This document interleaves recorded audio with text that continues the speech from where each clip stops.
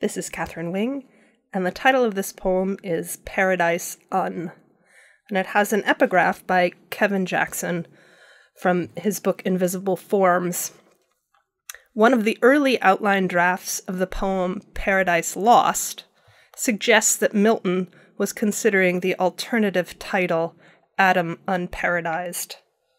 So, as a writer, I find this incredibly helpful, given that if Milton could have considered such a terrible title as Adam Unparadised, then there's probably hope for all of us. So this poem is titled Paradise Un. In the beginning, God, unaccompanied and unmanned, made light, Adam as yet unimagined. Then the world unwound from heaven, the day unbuttoned from the night, the sea unearthed, and the earth unfastened the grass, and the trees unhusked their seeds, Adam unhastened. God created he him, Adam unfallen, unpinned from the ground, unhitched Adam, Adam unbound. And in order that Eve could uncage, Adam unribbed, and both undressed, and were unashamed. But the serpent, more subtle, unheard from until now, unlocked and unappled Eve, and Adam unabled. Then the unthorned got thorns, and the unthistled thistles, the earth untoiled until then. Adam unparadised, a song not unsung, of life's uneasying, and Adam undone.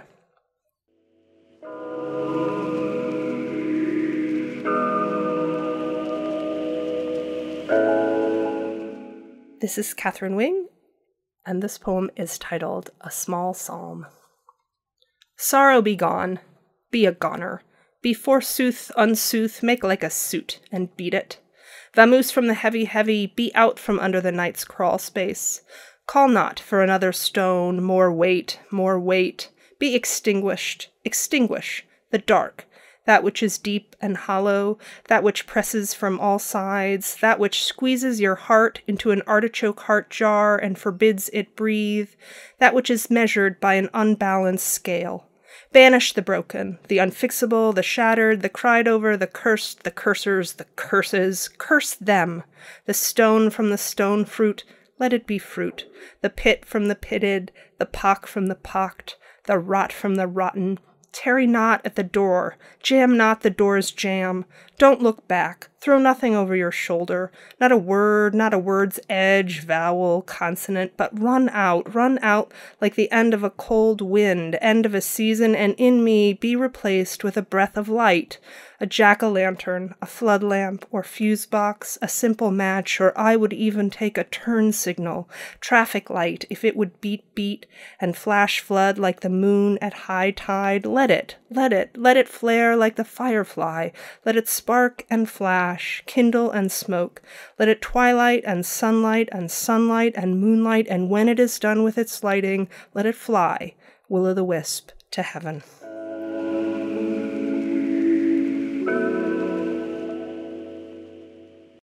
This is Catherine Wing, and this is my poem Flourish Exeunt, which was inspired by an assignment in which you were supposed to take a sound and then sort of imitate that sound. And the sound I decided to use was the sound of a tape rewinding. But then the idea of the tape rewinding sort of caught hold of me, so there's not a whole lot of the sound of that in here, but that is, as will be obvious, where this poem comes from. Flourish Exeunt. Here the moon plays catapult to cow. The sky rewinds its batting back to the horizon. Here it's Jill and Jack. Here the clouds zip up the rain, and a ripple forms a raindrop. We down hiccups, we swallow the baby. Here a moth is born from fire, and it's the face that slaps down the hand. The church spins down from the spire. Here Dynamite rouses the rubble, and a pinwheel pulls at the wind. A clown inhales the bubbles, while the piper, pied, scatters the children. And those who have died backpedal into life and matter greatly to the rest of us, here, where we take back our kisses and pocket our handshakes, here, where we edit the tide.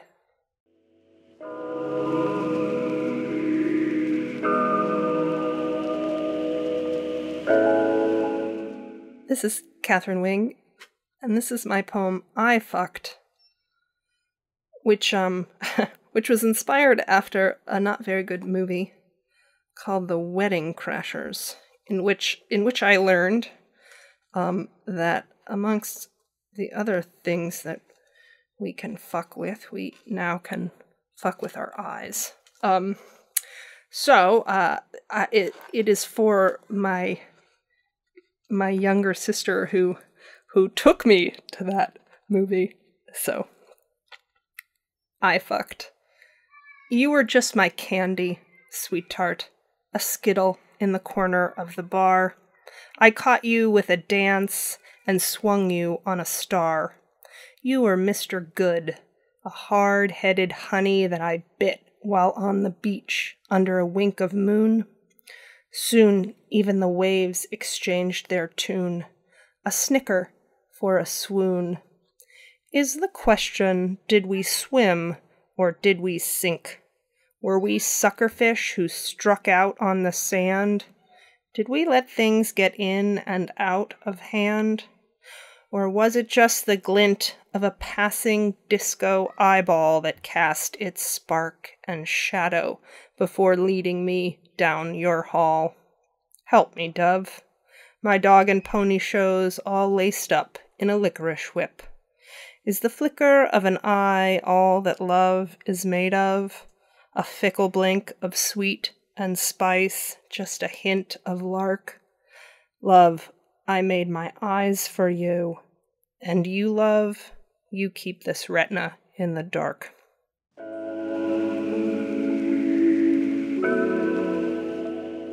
This is Catherine Wing, and this poem is called Here, There.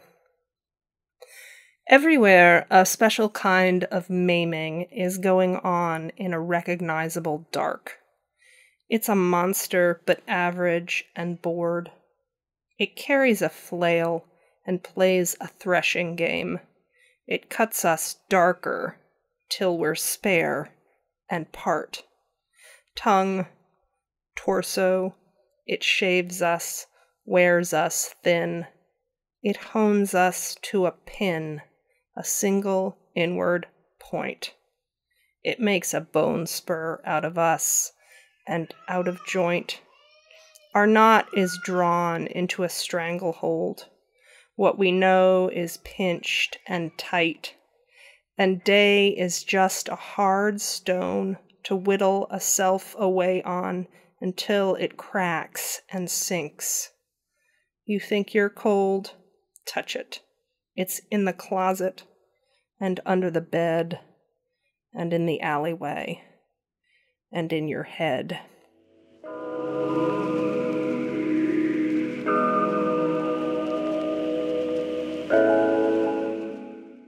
This is Catherine Wing, and this poem is called The Darker Sooner. Then came the darker sooner, came the later lower.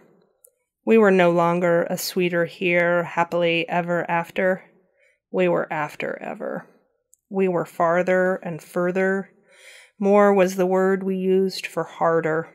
Lost was our standard bearer. Our gods were fallen faster and fallen larger.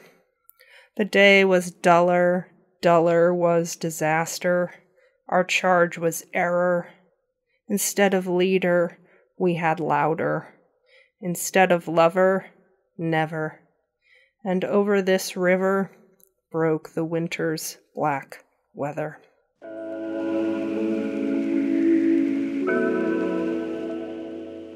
This poem is called Broken Language, and it's for Oliver Bendorf. And this is Catherine Wing. it takes as its premise the thought that generally we think language as possessed by humans is a great thing, right? It's what distinguishes us from all animals. But the truth is language is sort of a crude tool, and especially when it comes to handling emotional material. And so this is a poem that addresses language directly as that crude and, as the title indicates, broken tool. So broken language. On you, we barnacles cling and scratch. Your rising fog burning through, great cliff down which we knuckle and toehold twist into a strain of understanding. Tongue's pleasure and dominatrix, choking hazard. Descended larynx, slave to the hand, head and heart's highwayman on his road between. Word hoard, talk exchange, the ballroom where our questions meet. Green idea, sleeping furious seed of eye from earbone taxonomist. Old man cogitator in his algebra of syntax, boxing the world into a geometric form.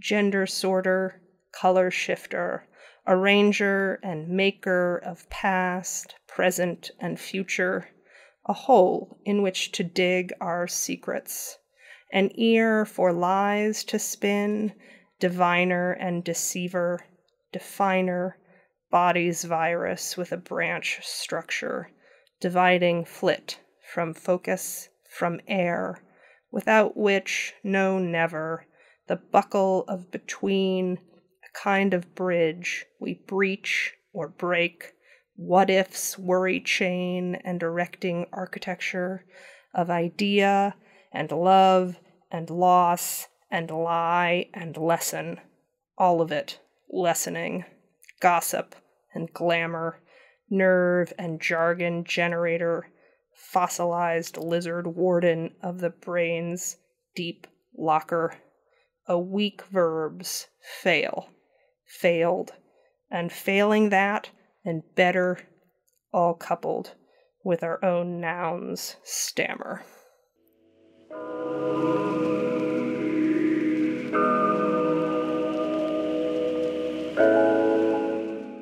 This is Catherine Wing, and this poem is titled Bus Terminal, Cleveland Museum of Art.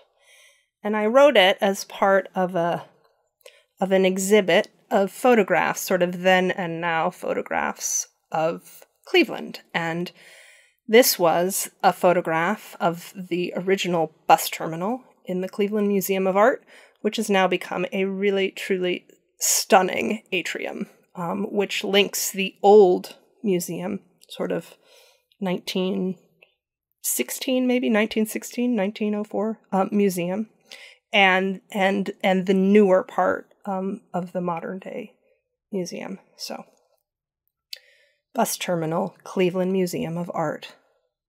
What rhymes with gone? None, then all. The way the light is pitched against a marble wall. What holds us in? A coach and circle, atrium, a spread of stone with a running vein. What closes like a book with a lock and hinge? Glass cut and barred by a leaded window. The hour plumed in robes of white and gold. Who doesn't time blur and drift and bend?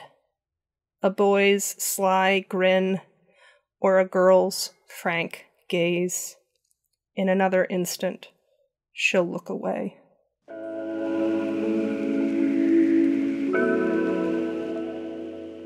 This is Catherine Wing, and this poem is called The Museum of Forgetting.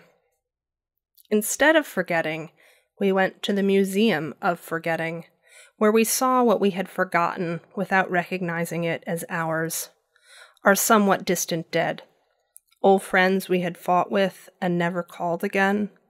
How it felt to be pregnant when the baby rolled or punched you from the inside. There was a suit for that, but the line was long, and we suspected it didn't measure up. Also on display, panic attacks from a first job and crushing loneliness. Whose was that? The faces of first loves, suddenly brought into close focus, were not as beautiful as you remembered. A day from childhood preserved in amber made it hard to see.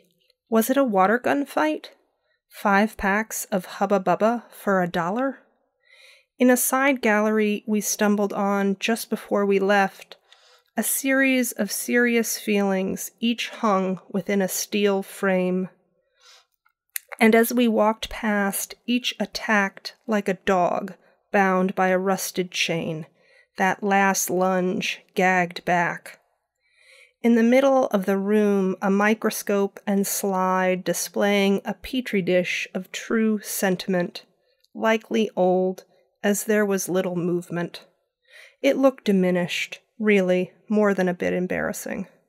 Next to it, we didn't quite know where or how to stand, and so we left, paid our parking, and moved towards the parking lot, where we were pretty sure we would find our car.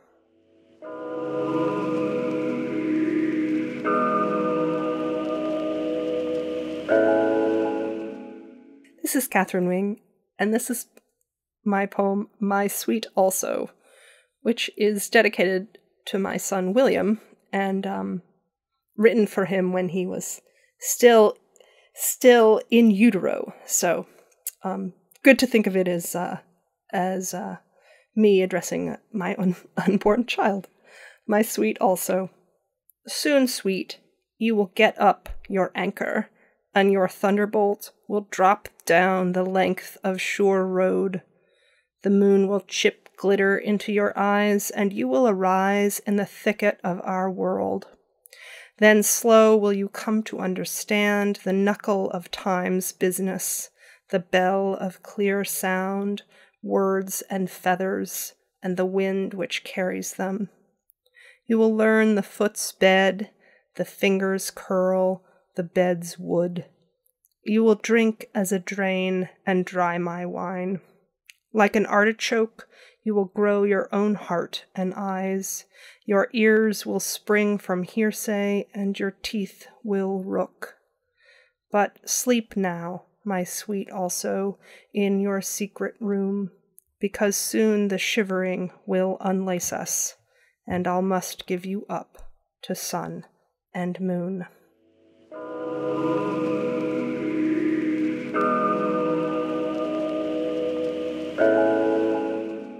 This is Catherine Wing, and this poem is called Report from the Neandertal Mind.